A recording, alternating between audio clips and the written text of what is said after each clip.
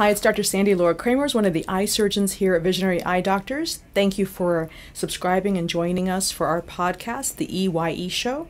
This is episode number 20, where we're going to talk about Accutane. And I have many kind of stories to tell you about patients that have taken Accutane. So we're going to go into the history of it a little bit, how it works, how it potentially damages cells inside the body, and why it can be so damaging to the eye in terms of dry eye.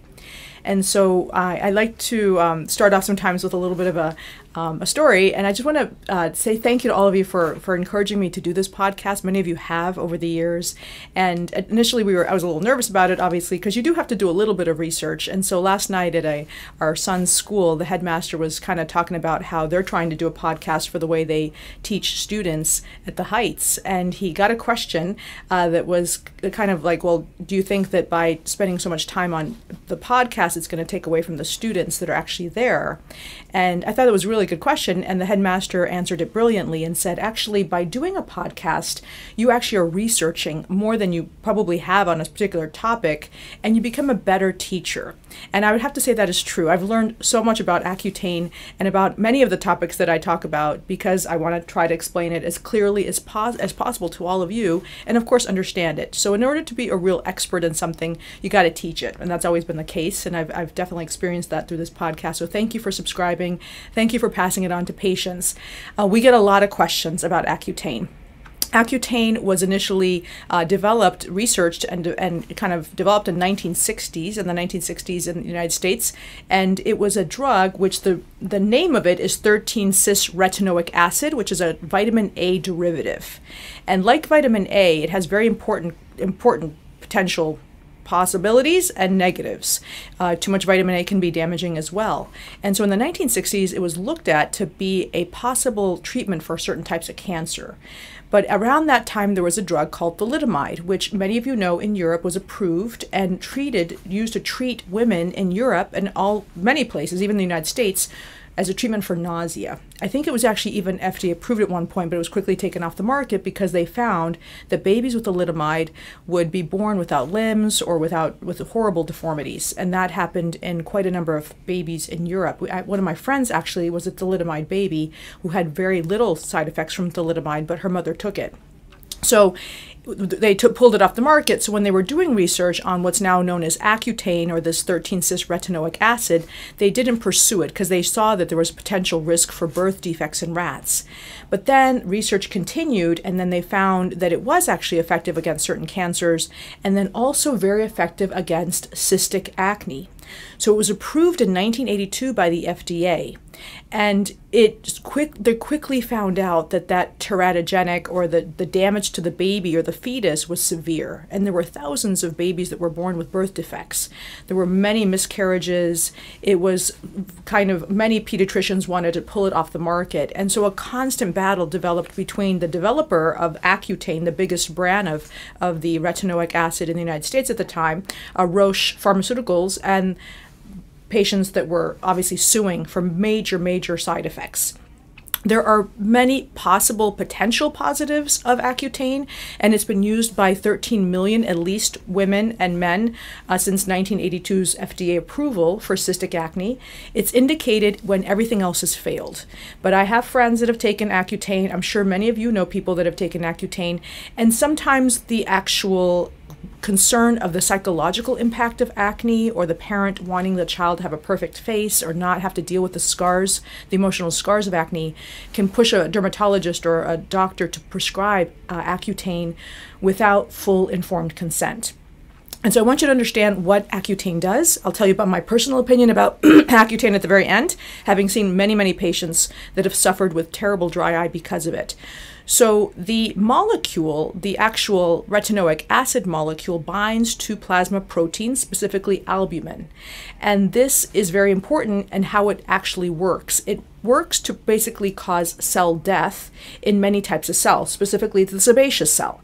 So the sebaceous cell on our face is producing oil, and it's really effective at treating really chronic cystic acne by drying up the oil that's on the face from the sebaceous glands. But one of the big side effects is it does that throughout the whole body. It does it in the colon, and there's been now many lawsuits of people that are noticing that they have ulcerative colitis or big what we call gastrointestinal problems because they took Accutane. There's been many payouts and lawsuits about this. There was a patient that sued saying that he needed a colostomy, where they take out the colon and they connect your colon to a bag outside, which is very unpleasant to have because he thought it was from Accutane. So that's a long kind of ongoing lawsuit that many patients have experienced. I have a friend who also is convinced that his ulcerative colitis and his gastrointestinal problems were because of acne. He took one course for 6 months, and he's convinced it was from that. So that's a big side effect. We know Accutane can also cause depression, mental illness, by kind of a psychological component. I don't know if I understand how that happens with the actual mechanism, but it's been reported. Even suicidal ideation or even suicides have been reported in people that take Accutane. It's very hard to prove causation, as we all know. It took, I think, about 30 years to prove smoking caused cancer, and even then, there were executives in the smoking industry that denied it. So it's, very hard with Accutane to say that it's causative, or is it is associated. Is it causing it? It's always tricky. Maybe the acne was causing depression and not the Accutane. That's what the defense would say. So we know it causes that concern as well. It can cause dry lips, dry skin, has sometimes negative effects on that. And so if you look at the Wikipedia page, which I did, on all the reported side effects, and I printed it out because it was quite an impressive list. It looks at a lot of side effects reported with Accutane, anything from anemia, which is a decrease in your red blood cell count, to headaches, kind of all kinds of different types of issues with skin, back pain, myalgia, decreasing your good cholesterol, increasing your bad cholesterol. There's all these reported potential associations. When it comes to the eye, what's surprising is there's very little discussion of what really is going on with the eyeball. And so what the molecule does to the skin, it also does to those meibomian glands, those glands that I've showed you before, those little kind of white lines that we check on meibography that are filled with oil called the meibomian glands, are crucial to not noticing your eye having no pain. If those glands dry up, you will have chronic pain. You could even have scar tissue on your cornea, and we're seeing that obviously in many, many patients around the world that come to see us. Accutane does something that is particularly concerning. It makes the meibomian glands look normal. And let me quickly just show you. And what I'll do, hopefully, in the next podcast is show you the video of what it's actually doing. But just to show you, the normal meibography, as we've shown you before, is these white lines filled with oil. And on meibography of Accutane patients, they can look completely normal. There's something, I don't know if the oil has stained the gland and the stain is there, but when you do any type of expression or you try to actually get that oil to come out, it doesn't come out. And if it does come out, it's white. It is full of inflammatory factors, we think. There's something different about the way the oil looks in Accutane patients than in normal patients. The oil, when you blink, should come out like a burst of golden colored olive oil, just diffuse into the tear film. With Accutane patients, initially, the majority of them that come in with any type of symptom, there's very little oil that comes out initially. It takes multiple sessions of either intense pulse light or probing to get the oil to even start to come out. When it starts to come out, it is white. Sometimes it's a little dot of white oil that comes out, or white globs of oil. And over time, we've had a couple of patients that can get to the normal component, but it takes some time. We've had 2 patients that have had stem cells inserted into their glands, trying to see if we can make their stem cells work to get the oil to come out. I think that combination that I've talked about before of combining embryonic safe cord blood serum, which is non-controversial, plus a patient's own platelets, and plus probably a patient's own stem cells would probably do the trick to heal that original stem cell that possibly was damaged inside the meibomian gland by the Accutane. But the Accutane in some patients can be devastating, and I've had a series of patients that can no longer work, cannot even open their eyes, outside. They're recluses in their own home. And this is nowhere mentioned really in the Wikipedia page in terms of the devastation it can cause. They mention meibomian gland dysfunction, but they don't tell you exactly what that means. And so I want people to understand that this drug, which is now marketed generically, Roche, the license for Roche expired in 2002, but you can get it as a generic drug pretty much anywhere in the world, has major potential side effects that you might not notice for 20 years later. Every week we have a patient that had Accutane sometimes 20 years ago, 15 years ago, 5 years ago, sometimes even 2 weeks ago, that noticed the effect. So if you have a history of rosacea, you're Caucasian, which a lot of patients are that have Accutane because of the acne issue, you've had LASIK, you're on screens more than 4 hours a day, that's a double whammy. You're going to end up having potential problems down the line. So if you've taken Accutane, and there's 13 million people that have, and the majority of patients probably don't have dry eye. One of my best friends took Accutane for 2 years and has no dry eyes, but she's still young. And so she hasn't noticed anything, and she's not a programmer, and she doesn't have rosacea. So, there's definitely risk factors that put people in a different category.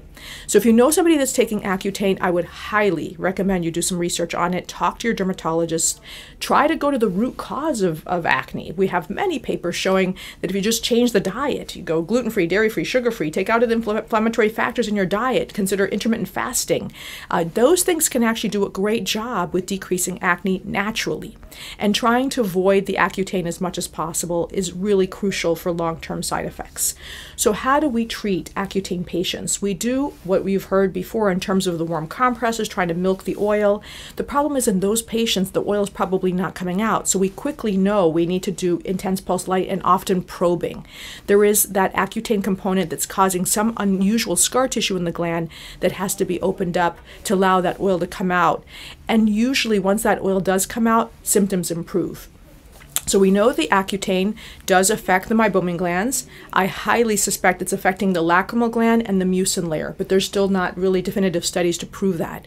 So we know we're affecting multiple layers. I think we're affecting multiple layers, but especially the most crucial layer, which is the oil gland, the meibomian gland layer, the oil gland layer, and that can cause the consequences that we're seeing. So my opinion is that this drug should not be used in anybody unless they really understand the consequences. And that's hard to appreciate when you're a teenager and you are noticing acne every day. There is now some laws in place in the United States where you have to have multiple, if you're a woman, pregnancy tests beforehand, you have to sign, your understanding of it. There's something called iPledge online that doctors and patients have to be part of to make sure they understand what they're getting into. But a lot of teenagers have no idea, and their parents don't have any idea. They've heard of it, they've heard it to be a safe drug, and they don't know the potential consequences. So I would definitely think twice before ever suggesting Accutane to anybody. And whenever I have a patient that has Accutane on board with no symptoms, I tell them to get off because it's just so risky in terms of what we're seeing down the line. So I hope this was helpful. Please pass it on to friends and family. Don't forget to subscribe to our podcast. And thank you for your continued suggestions for the podcast. Have a great day. Bye-bye.